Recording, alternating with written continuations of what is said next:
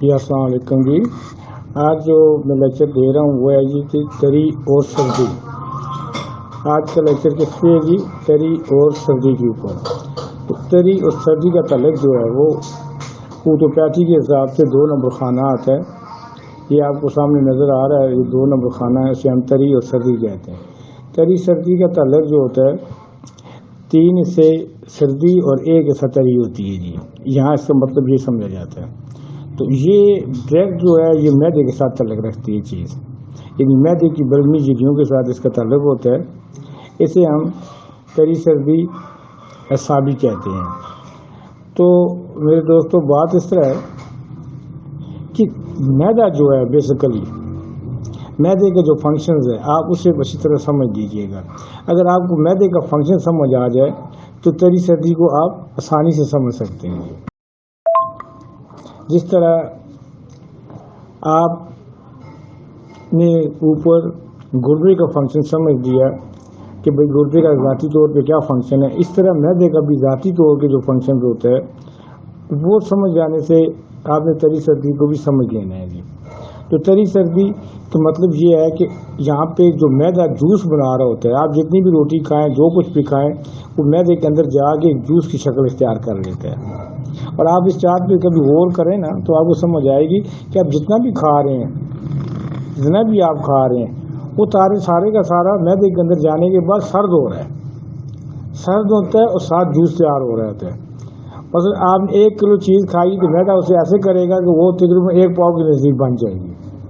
1 کلو کم سے کم مقدار میں وہ وہاں موجود ہوگی اور معدہ اسے ابھی سردی کی وجہ سے سکیڑ دے دیتا ہے، لیکن بناتا جوس ہی ہے، اپنے جوس بناتا ہے. اس جوس کا جو سسٹم ہوتا ہے یہاں پہ ہم اس کیا کہتے ہیں اپنی زبان کے اندر، اس سے ہم کہتے ہیں بلغم کا تیار ہو جانا، بلغم میں سالیہ کا تیار ہو جانا. اب جس بلغم میں سالیہ وہ چیز ہوتی ہے جس سے آگے چیزیں بنتی ہیں، پھر آگے چیزیں بنتی ہیں. یہاں یہ سمجھیں کہ البیومن آ جانا، آپ کو شوگر کا تیار ہو جانا، البیومن کا تیار ہو جانا، ایک قسم کا آپ کو مواد گٹھا مل جاتا ہے. یہاں پہ مواد گٹھا مل جاتا ہے. جب یہ مواد آپ کو گٹھا مل جاتا ہے تو یہاں اس کو پھر ہم کہتے ہیں تری اور سردی والا مقام. اور یہ معدے کا مقام ہوتا ہے کہ معدے کا مقام جو ہے وہ تری اور سردی کے ساتھ تعلق رکھتا ہے. کیونکہ اس طرح پڑھایا نہیں جاتا جیسے میں آپ کو پڑھا رہا ہوں. یہ ذہن میں رکھیے گا یہ جو چیز میں پڑھا رہا ہوں یہ چائنیز طریقہ علاج کے اندر آتا ہے. اچھا، اس کا جو عنصر آتا ہے اس سے ہم زمین کہتے ہیں، اسے ہم مٹی کہتے ہیں. دوسرے لفظوں میں معذرت کے ساتھ یہ کہہ رہا ہوں کہ جتنی بھی وہ چیزیں ہم کھا رہے ہوتے ہیں یا اس کے اندر جا رہی ہوتی ہیں وہ ساری کی ساری مٹی میں تبدیل ہو رہی ہوتی ہیں. کیا ہوتا ہے؟ مٹی میں تبدیل ہو رہی ہوتی ہیں. اور مٹی سے دنیا کی ہر چیز پیدا ہوتی ہے. قدرت نے انسان کو مٹی سے بنایا تو مٹی اس کی غذا بھی ہے جی. تو یہاں سے پھر اس میں کیا ہوتا ہے جی، اس کی نرم گوشت، ہڈیاں، ٹیشوز، یہ ساری کے سارے جتنے بھی آرگنز کے ٹیشوز ہوتے ہیں یا سیلز ہوتے ہیں یا کیمیاوی کیا توانائی ہوتی ہے وہ اس مٹی کے اندر موجود ہوتی ہے. اسی مٹی سے پھر آگے اگلا جو سسٹم ہوتا ہے وہ چلنا شروع ہوتا ہے. یہ پھر جب چھوٹی آنت میں جاتی ہے تو اس کا فنکشن تھوڑا تبدیل ہو جاتا ہے. اس کے بعد یہ ہے کہ یہ جیسے جیسے جوس کو بناتا ہے جتنی آپ چیزیں کھاتی جا رہے ہیں جسم کے اندر پہنچنے کی دیر ہوتی ہے وہ کیا ہوتی ہے، وہ ساری کی ساری ٹھنڈی ہو کے سکیڑ پکڑتا چلی جاتی ہے. اس سکیڑ پکڑنے کے ساتھ ساتھ ہلکی قسم کی اس کے اندر تری بھی موجود ہوتی ہے، اس لیے ہم پانی بھی پیتے ہیں. روٹی کے ساتھ پانی کا پینا ضروری ہوتا ہے. تو اس طرح یہ کیا ہوتا ہے، یہ اپنے فنکشنز کو، اپنی جو کیفیت ہوتی ہے، یہ تندرستی کی حالت میں بیان کر رہا ہوں. ذہن میں رکھیے کہ جب تک آپ کو ایک آرگن کی تندرستی کا پتہ نہیں ہے اس کی بیماری کا پتہ آپ کو کسی صورت نہیں چل سکتا.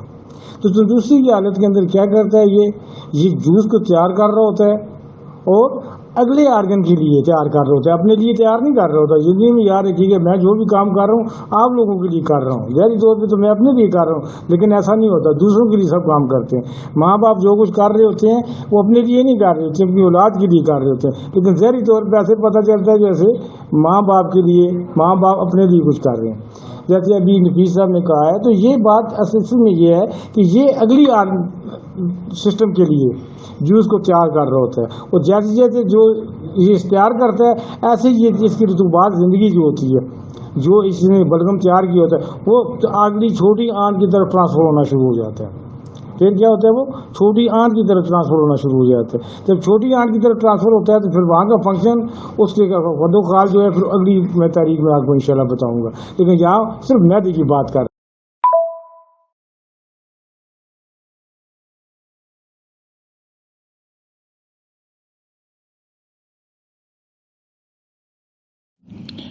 یہ جو ادویات ہیں یہ ہمارا علاج ہے. ہم لوگ علاج کرتے ہیں خانہ نمبر اس کے مقابلے کے اندر جو خانہ آ رہا ہوتا ہے اسے ہم خانہ نمبر 5 کہتے ہیں.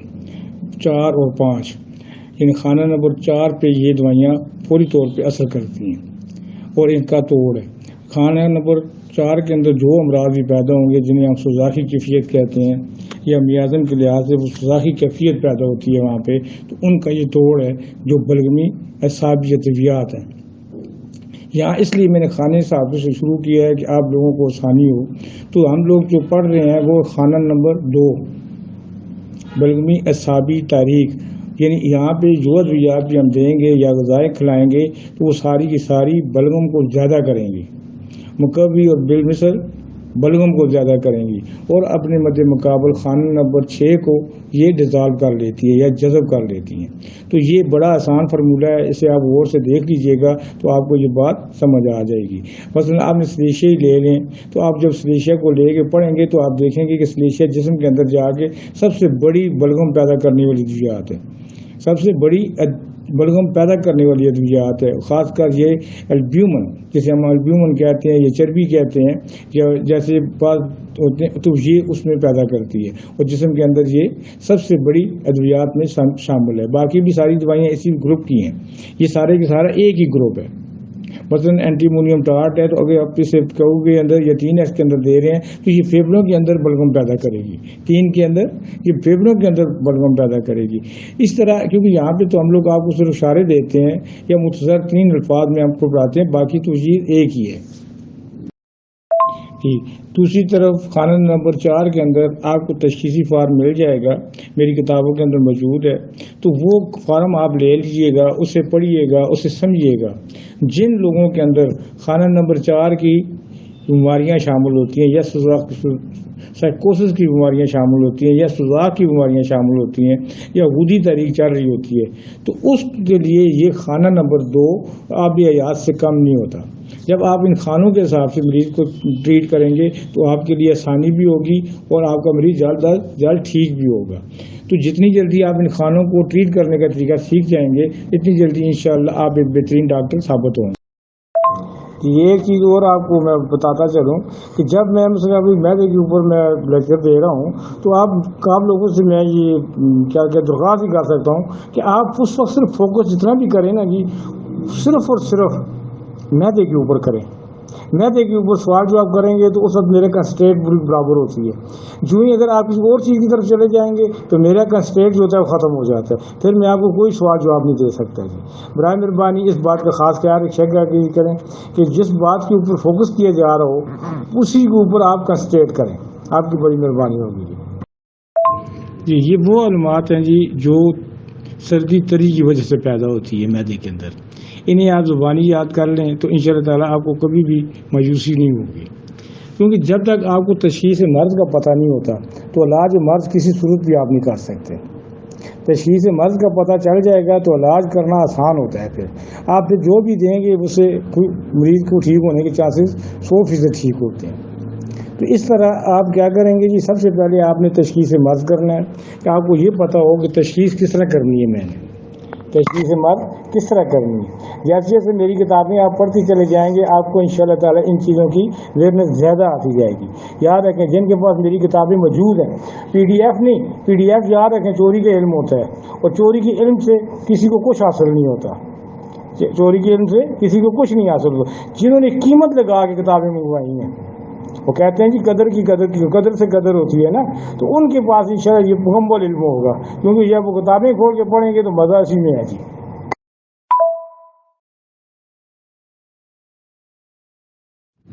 جی السلام علیکم. جی آپ کو یہ پڑھاتے یہ لیکچر دیتے بھی میرے پاس ایک پیشنٹ آ گیا تو اس کے اوپر ایک خاص مونوگرام بنا ہوا ہے جو میرا ہے اور اللہ نے یہ مجھے عطا کیا تھا اور میں یہ چاہتا ہوں کہ میرے اپنے تمام امبیسڈر ڈاکٹر صاحبان جتنے بھی ہیں انہیں بھی یہ مونوگرام کا سمجھ ہو کہ میں کیا لکھتا ہوں اور کیوں لکھتا ہوں. تو اس میں لکھا ہوا جی 7, 8 اور 6 اور نیچے آپ اسے غور کریں تو لکھا ہوتا ہے اللہ شافی. ان 7, 8 اور 6 اور نیچے آپ غور کریں تو لکھا ہوگا اللہ شافی. آپ اس کو اس طرح لکھنے کی کوشش کریں. جب بھی کوئی نسخہ لکھنا شروع کریں تو سب سے پہلے یہ حصہ لکھیں. اس کے بعد جو مرضی آپ کی دوائیاں لکھیں کوئی عرض نہیں پڑتا. جیسے انگریز لکھتے ہیں آر تو ہم لکھتے ہیں اللہ شافی. تو اس لیے اللہ شافی لکھنے کا پریکٹس کریں. یہ میری پریکٹس ہوئی ہے اس لیے مجھے بڑا آسان ہوتا ہے. میں لکھتا ہوں جب تو مجھے پتہ نہیں چلتا میں کیسے لکھ رہا ہوں. تو میں آپ کو یہ بھی ایک تحفہ ہے میری طرف سے اپنے تمام ڈاکٹر صاحبان کے لیے کہ لیکچر کے دوران یہ بات سامنے آئی تو میں نے کہا آپ لوگوں کے ساتھ بھی شیئر کر دوں. ہو سکتا ہے آپ لوگوں کو پسند آئے. پسند کیا بلکہ ضروری ہے کہ شفا دینے والا کون ہے؟ اللہ شافی. بس اس کے علاوہ شفا تو کوئی دے ہی نہیں سکتا. تو اس لیے یہ لفظ کا اپنے نسخے کی زینت بنائیں اور اسے خوبصورت انداز میں لکھیں. اللہ آپ سے راضی ہوگا.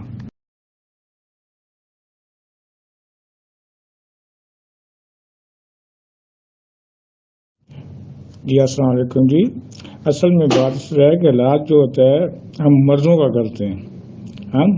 کرتے ہیں. دوائی جو ہے وہ ہماری ساتھ مکبی ہے. یعنی اب ہم دیں گے تو وہ مکبی کے طور پر مثلا ایک آدمی کو اگر بہت زیادہ پیاس لگی ہوئی ہے خشکی ہے تو ہم اسے ٹھنڈا پانی پلائیں گے.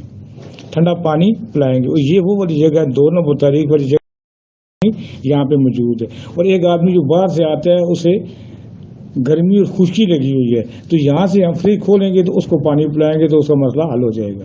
تو یہ وہ جگہ ہے کہ مرض جو ہے وہ آگے 4 نمبر خانے کے اندر ہے, 5 اور 4 نمبر خانے کے اندر ہے, جبکہ اس کا علاج جو ہے 1 اور 2 نمبر خانے کے اندر ہے. اسے اگر آپ سمجھ جاتے ہیں تو آپ بہترین ڈاکٹر ثابت ہو سکتے ہیں. تو باقی کیونکہ میرے پاس اب مریض آگے ہیں تو اس لیے میں بقایا لیکچر پھر دوں گا.